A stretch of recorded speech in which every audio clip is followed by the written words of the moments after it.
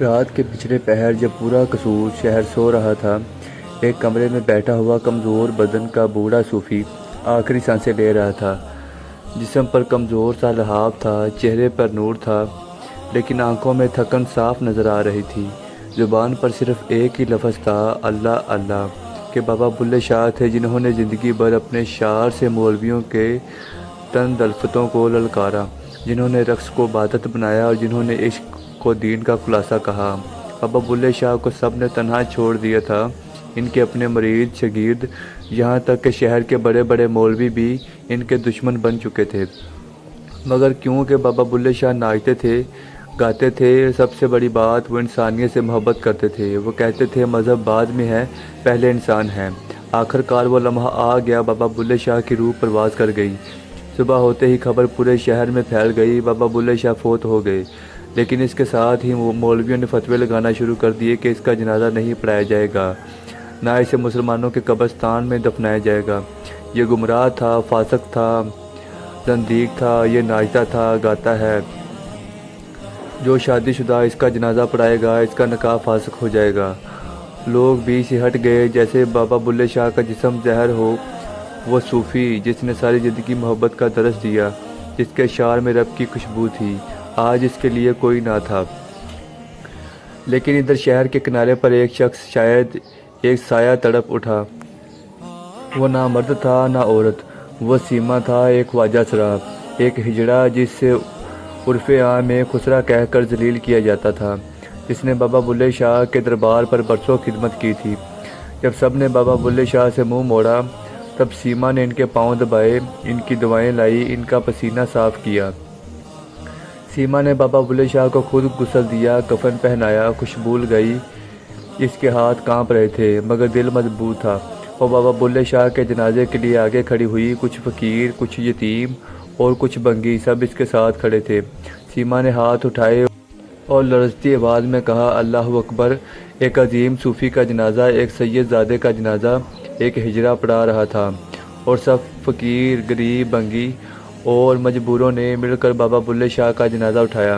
رات کی تاریکی میں شہر سے دور قصور کے مشرقی کنارے پر ایک سنسان اجڑا ہوا سا بنانا تھا۔ وہاں نہ کوئی مسجد تھی، نہ کوئی درخت تھا، نہ کچھ سایہ، نہ مٹی، ہوا، خاموشی، ایسی خاموشی جس میں ایک صدی کی تنہائی دفن تھی۔ یہ وہی جگہ تھی جہاں ہجڑوں اور بنگیوں نے بابا بلے شاہ کو دفن کیا تھا۔ ناظرین، کوئی مولوی ایک سید کا جنازہ کیوں نہیں پڑھا رہا تھا؟ کون تھے بابا بلے شاہ جن سے اتنی نفرت کی؟ مسلمانوں کے قبرستان کے دروازے ان پر بند کر دیے گئے تھے۔ یہی آج کی ہماری ویڈیو کا موضوع ہوگا، اور آج ہم آپ کو بابا بلے شاہ کی زندگی کا مکمل قصہ سنائیں گے۔ قصہ اس صوفی شاعر کا جو رسم و رواج سے بغاوت کر کے محبت کو مذہب بنا بیٹھا، اور جب مر گیا تو دنیا نے اسے کافر کہہ کر چھوڑ دیا۔ مگر آگے بڑھنے سے پہلے عادل وائس کو سبسکرائب کریں تاکہ مزید تاریخی اور معلوماتی ویڈیوز آپ تک بر وقت پہنچتی رہیں۔ بابا بلے شاہ کی پیدائش سال 1680 عیسوی میں بہاولپور کے گاؤں پچگلانیہ میں ہوئی، جبکہ کچھ عرصے بعد آپ کا خاندان قصور منتقل ہو گیا۔ آپ کے والد کا نام شاہ محمد درویش تھا، اور وہ مسجد کی امامت کرتے تھے اور بچوں کو تعلیم دیتے تھے۔ بابا بلے شاہ کا اصل نام عبداللہ شاہ، جو بگڑ کر بلّہ شاہ اور پھر بلے شاہ ہو گیا، اور وہ اسی نام سے مشہور ہوئے، اور یہی نام خاص و عام کی زبان پر گونجنے لگا۔ ناظرین، بابا بلے شاہ نے ابتدائی تعلیم اپنے والد ماجد سے حاصل کی، اور علم و عرفہ کی جستجو اور تڑپ آپ کو حضرت شاہ عنایت قادری کے دروازے پر لے آئی۔ شاہ عنایت تصوف کے قادری سلسلے سے تعلق رکھتے تھے، ذات کے لحاظ سے ارائیں تھے، اور بہت سی فارسی کتابوں کے مصنف بھی تھے۔ وہ دوسرے صوفیاء کی طرح تارک دنیا نہیں تھے، بلکہ کھیتی باڑی اور باغبانی کرتے تھے۔ ناظرین، بابا بلے شاہ کا بچپن گاؤں میں مویشی چراتے گزرا۔ والد امام مسجد تھے اور ماں مسجد کی حیثیت اس دور میں گاؤں کے دوسرے ہنر مندوں جیسی تھی، یعنی موچیوں، نائیوں اور جلاؤں کے برابر ہی تھی۔ یہی وجہ ہے کہ بابا بلے شاہ کا معاشرے کے پسے ہوئے طبقات کے حوالے سے نہ صرف گہرا مشاہدہ تھا، بلکہ آپ خود ان حالات سے گزرے تھے۔ اسی مشاہدے اور تجربے نے آگے چل کر بے باک شاعرانہ اسلوب کی بنیاد رکھی۔ اگر اس دور کا جائزہ لیا جائے تو 17ویں اور 18ویں صدی برصغیر کا پورا شوق دور تھا۔ اس دور نے نادر شاہ اور احمد شاہ ابدالی کی تباہ کاریاں دیکھی، دلی کو اجڑتے ہوئے دیکھا، لاکھوں انسان اس قتل و غارت کی بھینٹ چڑھ گئے۔ دوسری جانب یہ اورنگزیب عالمگیر کی مذہبی جنونیت کا بھی دور تھا، جس میں بادشاہت کے جبر کو ملایت میں ڈبو کر لوگوں کو مسلط کرنے کی کوشش کی جا رہی تھی اور مذہبی تعصبات کو مارنے کی کوشش کی گئی۔ جبر و استبداد اور ظلم و ناانصافی کو نماز، روزے اور ٹوپیاں سینے جیسے علامتی کاموں میں لپیٹ کر روا رکھا جانے لگا، جبکہ دوسری طرف اس انتشار اور مذہبی جنونیت کے خلاف ادبی اور فکری سطح پر ایک بے مثال رد عمل بھی سامنے آیا۔ ناظرین، اسی دور میں پنجاب نے بابا بلے شاہ اور وارث شاہ کو جنم دیا۔ سندھ کی دھرتی پر شاہ عبداللطیف بھٹائی اور سچر سرمست نے نقوش چھوڑے، لیکن اس دور کے بے مثال شعراء میں یہ اعزاز صرف بابا بلے شاہ کے حصے میں آیا کہ ان کے شعر، کاپیاں اور دوڑے صرف پنجاب میں ہی نہیں بلکہ سندھ، راجستھان اور ہندوستان کے دوسرے علاقوں میں لوگوں کے دلوں کی آواز بن گئے، اور اس عظیم شاعر کی آواز ہندوستان کے ہر کونے اور ہر لہجے میں گونجی۔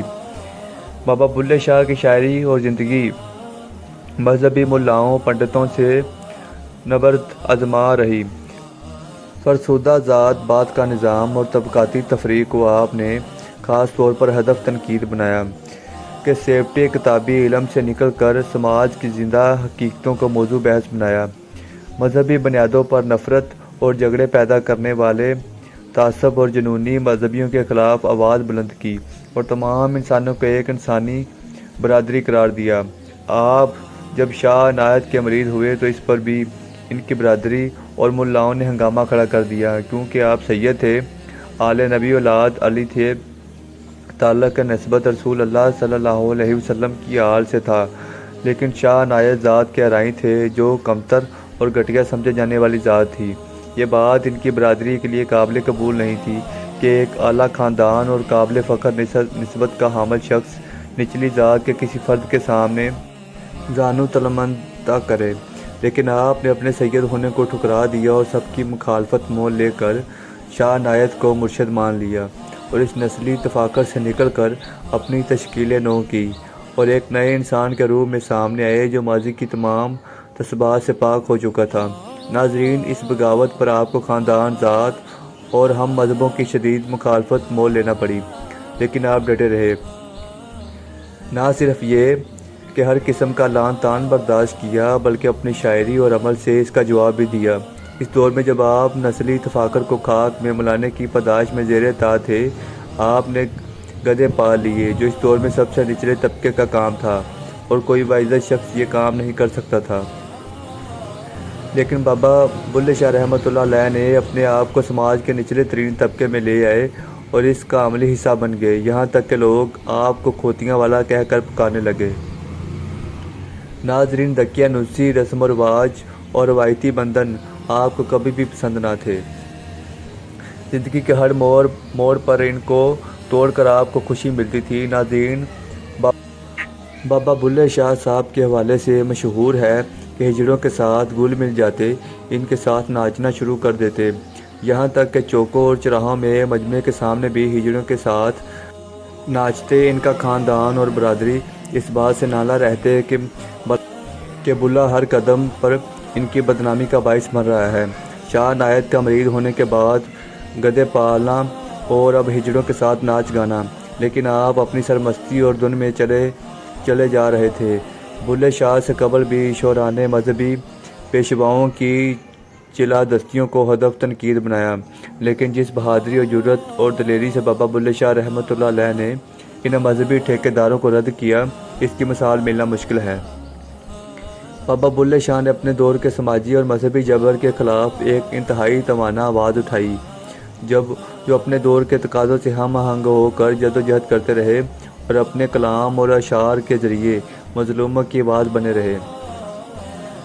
ناظرین، بابا بلے شاہ کی اعلیٰ انسانی اقدار اور فکر و عمل کے باعث ہندو، مسلمان، سکھ اور مختلف عقیدوں سے تعلق رکھنے والے لوگ بابا بلے شاہ رحمۃ اللہ علیہ سے یکساں محبت رکھتے ہیں۔ بابا بلے شاہ کی موت کے وقت ان کے انقلابی فکر و عمل کے باعث ملاؤں نے بابا بلے شاہ کو بھی کافر قرار دے کر ان کا جنازہ پڑھانے والے پر بھی فتویٰ لگایا۔ اس کا نکاح مسلمان عورت سے ختم ہو جائے گا، ان کنوارے کا مسلمان عورت سے شادی ممکن نہ ہوگی۔ ناظرین، اس وقت کی مسلمان آبادی نے احتجاج کیا کہ بابا بلے شاہ کو مسلمانوں کی قبرستان میں نہ دفنایا جائے۔ غرض ایک خواجہ سرا نے بابا بلے شاہ کا جنازہ پڑھایا، بنگیوں اور ہجڑوں نے پنجابی کی سب سے مشہور شاعر کا جنازہ اٹھایا اور قصور شہر سے 2 میل باہر جا کر دفن کر دیا۔ بابا بلے شاہ رحمۃ اللہ علیہ کی گمنام قبر کے گرد شہر پھیلتا گیا۔ آج بابا بلے شاہ کا قصور شہر کہلاتا ہے۔ وہ مولوی کون تھے جو بابا بلے شاہ کا نماز جنازہ پڑھانے سے انکاری تھے؟